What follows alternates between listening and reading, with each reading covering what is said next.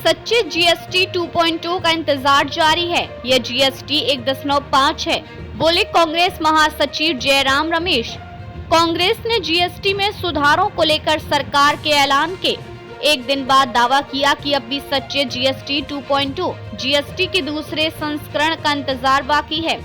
यह जीएसटी 1.5 है क्योंकि अभी यह देखना होगा कि क्या निजी निवेश को प्रोत्साहन मिलेगा, एमएसएमई पर बोझ कम होगा। पार्टी महासचिव जयराम रमेश ने गुरुवार को यह भी कहा कि राज्यों को यह मांग अब भी अनसुलझी है। पहले से अधिक महत्वपूर्ण हो गई है कि राजस्व की क्षतिपूर्ति की अवधि को 5 साल के लिए और बढ़ाया जाए।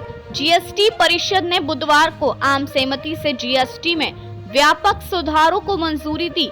इन सुधारों के तहत साबुन, साइकिल, टीवी और व्यक्तिगत स्वास्थ्य तथा जीवन बीमा पॉलिसी जैसे आम उपयोग के उत्पादों पर जीएसटी की दरें कम की गई हैं।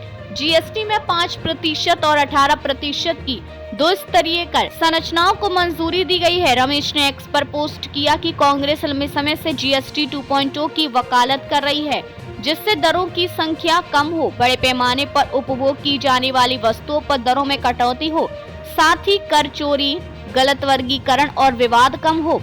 उल्टे शुल्क ढांचे, लागत की तुलना में उत्पादन पर कम कर उसको समाप्त किया जाए, एमएसएमई पर अनुपालन का बोझ कम हो और जीएसटी कवरेज का विस्तार हो। उन्होंने कहा कि केंद्रीय वित्त मंत्री ने कल शाम जीएसटी काउंसिलिंग की बैठक के बाद कई बड़ी घोषणाएं की।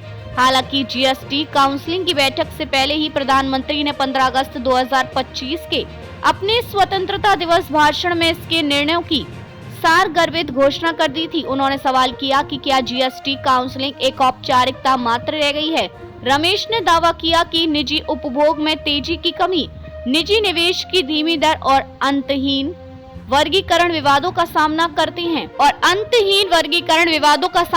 हुए केंद्रीय वित्त मंत्री ने अंततः स्वीकार किया है कि जीएसटी 1.0 आखिरी सीमा तक पहुंच गया है। उनका कहना है कि दरअसल जीएसटी 1.0 का डिजाइन ही दोषपूर्ण था। कांग्रेस ने जुलाई 2017 में ही इस ओर इशारा किया था, जब प्रधानमंत्री ने यू टर्न लेते हुए जीएसटी लागू करने का फैसला किया था। इसे एक अच्छा और सरल कर माना जाता था। ये विकास को दबाने वाला कर निकला। कांग्रेस नेता ने घोषणा की कि कल शाम की घोषणाएं निश्चित रूप से सुर्खियां बनी, क्योंकि प्रधानमंत्री ने दिवाली से पहले ही समय सीमा पहले ही तय कर दी थी।